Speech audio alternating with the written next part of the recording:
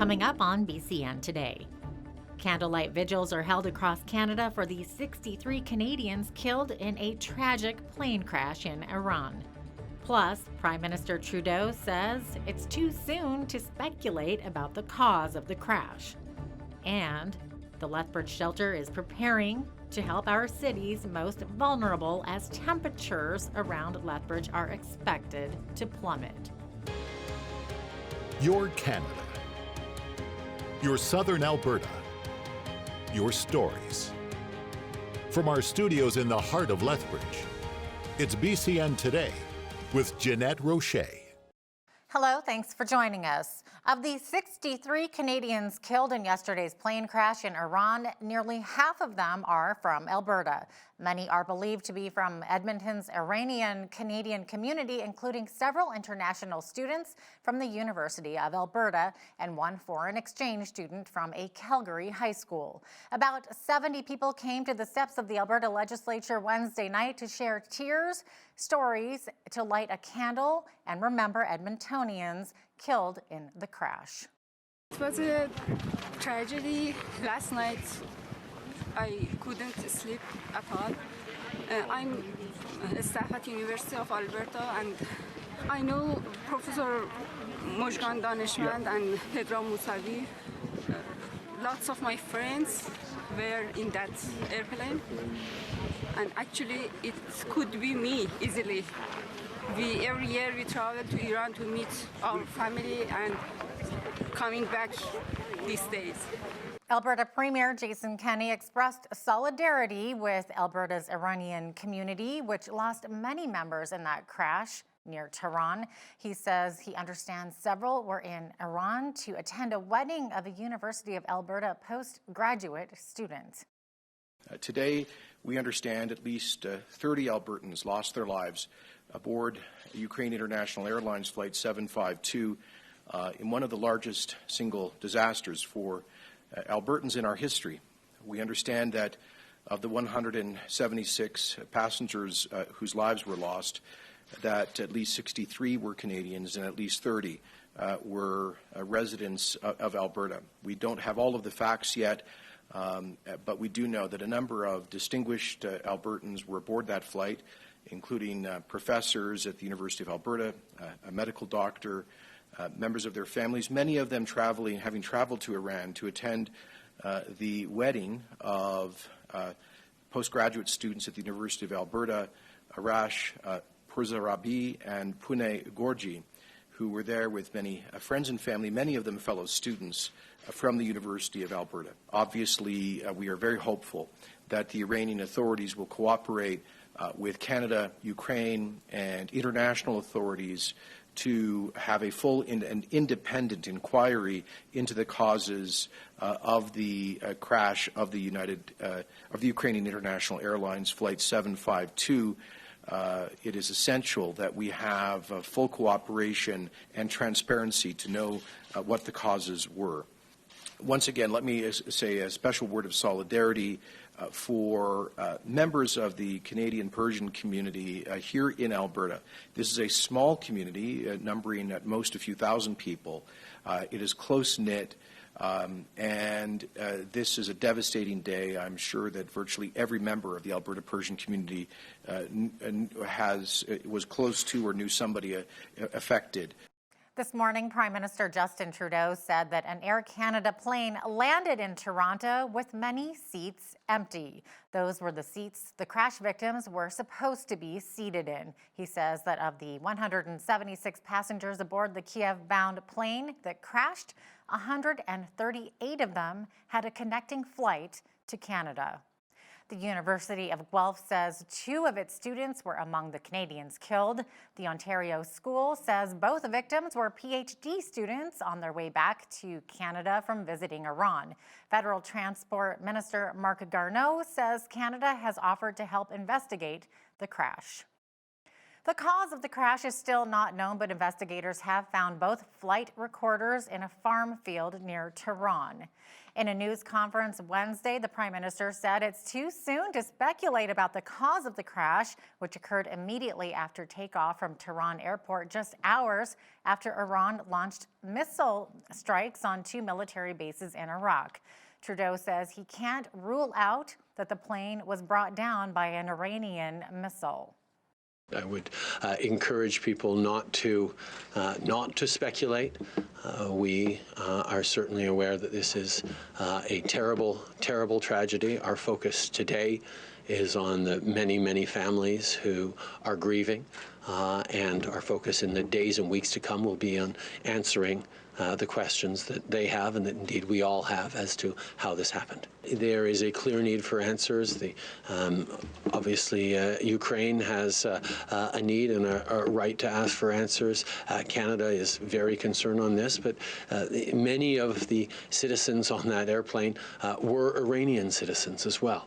And there is a desire by everyone to see what actually happened, and we're going to work very hard to establish the facts of what happened.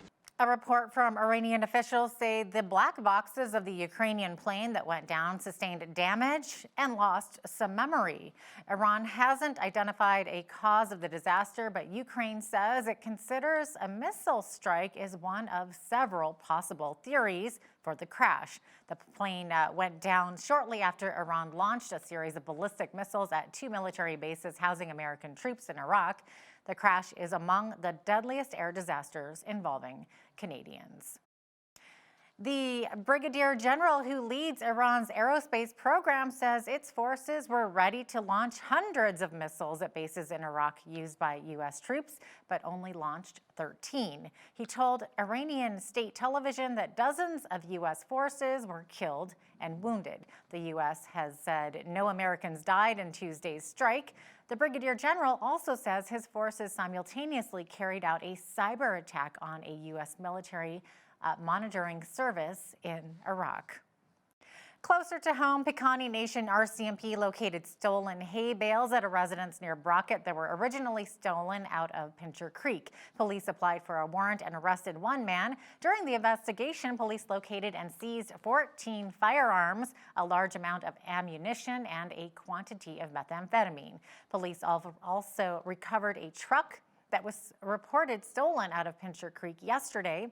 Jesse Flett, a 33-year-old man from Fort Vermilion, has been charged.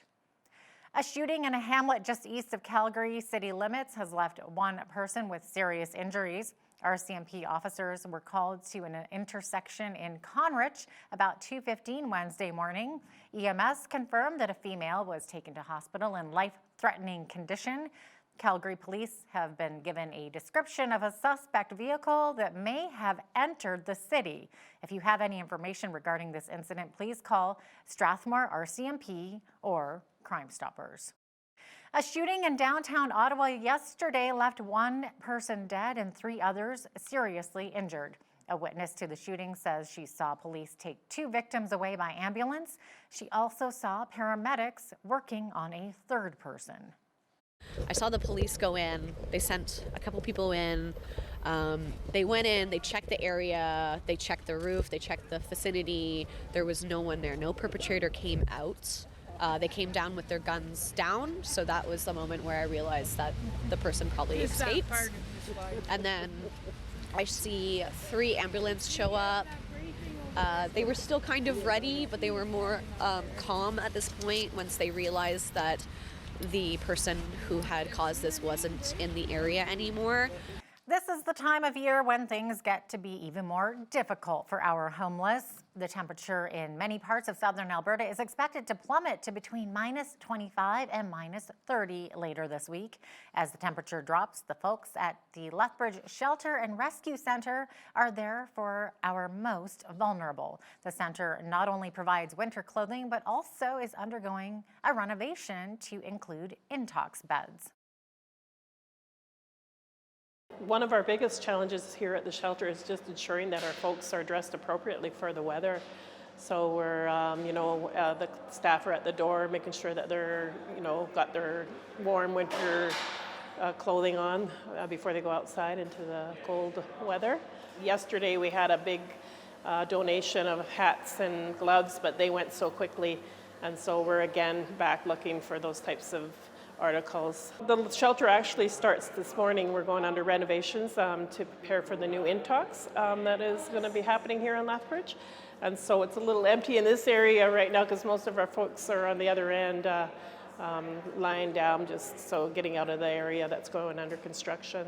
So the shelter, we have a capacity here for 111. Right now we have a shared capacity with Alpha House that has started their temporary intox at the other end of our sleep area. So, and most nights we've been pretty full or getting close to capacity. The City of Lethbridge is excited to launch the second phase of online leisure services. Now, in addition to online availability to swim lessons, residents can view arena and sports field availability, book picnic shelters, register for Helen Schuler Nature Center programs, and manage their online account, all from the comfort of home. Residents can go online to lethbridge.ca/leisure to create an account or sign into their existing accounts and view these new options. Poverty is not a topic, it's real people in real trouble. That's according to the folks with Streets Alive mission. The shelter helps the homeless and those looking to turn their lives around. We always have our pin bank available to all of our clients, and it is open every morning, and there they can get warm clothes, they can get coats, usually a change of footwear if we have the right size, gloves, toques, mitts, all that kind of thing. Right now we are severely short of gloves and layered warm winter clothing, so vests, hoodies, those kinds of things are really, really important to us right now because the temperature is fluctuating so much. Donations are accepted here at the mission every day from 9:30 to 4:30 with the exception of lunch hour. Unless people come to the back door, there's a red buzzer that people can hit there and somebody will take their donations. The U.S. Coast Guard says a helicopter lifted a missing boater to safety on Wednesday. A Coast Guard helicopter located the man in his 14-foot skiff, which reportedly ran out of gas about 9 miles southeast of Fort Pierce, Florida. Many young Jewish people in the United States are worried. They're concerned about the recent outbreak of anti-Semitic attacks and not feeling safe in their own country. It's crazy to think that someone hates you for just being who you are. Recently I was on the subway with my sister and a man came onto the subway screaming about just very racist things about foreigners and Asian people, and then he started talking about Jews, and instead of like looking down like maybe I should have, I just like looked back up at him and I was like, really? And he like got very aggressive and in my face, and he started like spitting on me and spitting in my face and like saying, swallow it, and if this is us when we're proud and proud to be Jewish people, what's it gonna be like if we're afraid and hiding? Just after the Muncie attack, I was sitting here with my mom and we were all like just having dinner and lighting our Hanukkah candles. And when I got the notification about the attack and realized that he was caught just right near our house, I was like, this is terrifying. I have grown up in a Jewish community and was always proud to be Jewish. And I think in the wake of the anti-Semitism that we're seeing today, we have several options to take. We can go out and rally this weekend. We can have a Shabbat dinner. We can join organizations that promote and present culture. I've kind of chosen a path that's not directly combating the BDS and the anti-Semitism, because I think that exposing the positive side of contemporary Jewish society is the way that it's going to be perpetuated, and it's the way that it'll win. I think that it's really important, not just being proud, but I feel like there was a point in my life where I was doing a lot of the religious, making Shabbat, lighting Shabbat candles, because my great-grandparents' entire family was murdered because they did that. I think that it's really important for young people to be proud that we're Jews and to learn about our past, our customs, our heritage, and be proud, I guess. Just be proud. The Australian wildfires continue to rage on, with hundreds of thousands of families being displaced. With flames climbing as high as a 15-story building and attacking his supposedly fireproof home on 3 sides, Justin Cam ran into his laundry room and opened the door. Inside, what he encountered was more fire. While we were fighting the front coming in on the southern side, it came in on the eastern side. While we're fighting the eastern side, it came in from the western side. You don't really have too much of a chance when that happens. When the fire penetrated the structure, that was the signal, time to get out. Because you can't save it; it's already in. Staying in no longer, and would have been statistics. So we were balancing a fine line, but still within management.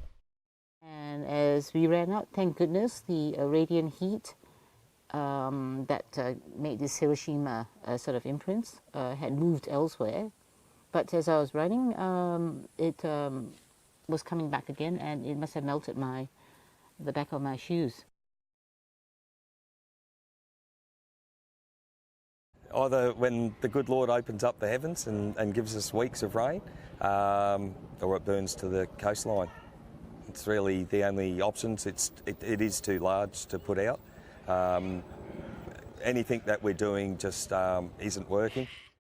Even though you've got all these multi-billion-dollar pledges, it's kind of hard to see where that money is actually going to go, considering the scale of what's happened across the country. Many of us appreciate the freedom we enjoy today, the freedom to worship, freedom of speech, and the freedom to travel. Fred McMahon was the project editor for the Human Freedom Index 2019 with the Fraser Institute. When it comes to freedoms, Canada ranked number 4 overall. McMahon says we need to improve in a few areas, though. Like all the nations in the top bit, we're basically pretty good at everything.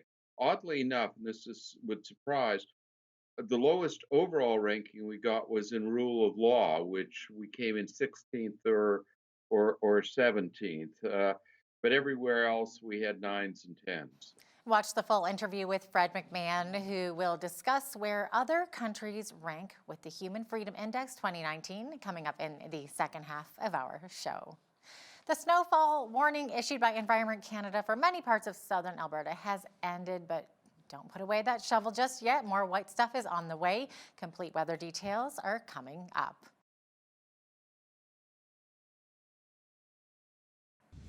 And welcome back. Here's a look at our weather highlights. For Lethbridge today, we're going to be seeing some flurry activity. A high of -13 today with a low of -19 overnight. Tomorrow, though, the temperature will rise to a nice -3 with a mix of sun and cloud. I say nice -3 because look at what's ahead of us for the rest of this week. Saturday, the high is -8. And then we're going to drop to -22 on Sunday. -28 only is the high on Monday, and that's not far off from the low of -30. Tuesday's high is -25, and Wednesday's high will be -23. We're going to be seeing a little bit of snow flurries on Tuesday, but the sun should come out again on Wednesday. The average highs and lows for this time of year, according to the almanac, they tell us that the high should be around -2 and the low should be around -14, and we do seem to be hitting in that range and beyond even. The record high on this day was 13 degrees. That was in 1943. The record low was a freezing -36. That was in 1949. The sun rose this morning at 8:27. And we'll be setting this afternoon at 4:50 p.m., giving us exactly 1 minute more of daylight today than we had yesterday. Over on the west coast, Victoria and Vancouver are going to be seeing a mix of sun and cloud. The high in Victoria today is 6 degrees. The high in Vancouver is 3. Edmonton's high is -16, and Calgary's high will be -14 today. Chance of flurries in both of those cities, as well as across the rest of the prairies today. Saskatoon's high is -18. -16 expected today in Regina, and Winnipeg's high is -10. We're going to be seeing some snow in all 3 of those cities as well. Toronto will also be seeing some flurries, but their high will be a nice 0 degrees. Ottawa and Montreal's weather is going to be very similar. Both cities, their high is -11 today, both with a mix of sun and cloud. Now over in Atlantic Canada, Fredericton, -8 today. Charlottetown, -4. Halifax also -4. And St. John's high is -1. We're going to see snow all across that region as they have been pummeled with a huge snowstorm and continuing to snow into today. That's your weather. Here's a look at what's happening in your community. Here's your Bridge City News community calendar. Lethbridge residents are invited to an open house Thursday, January 9th between 5 and 8 p.m. at Westminster Hall. This meeting is to give residents an opportunity to learn about future redevelopment policies and to provide feedback. Topics will include secondary suites, multifamily housing, building and site design, transportation, and utilities and servicing. Kid-friendly activities will be available. For more information, visit lethbridge.ca or call 311.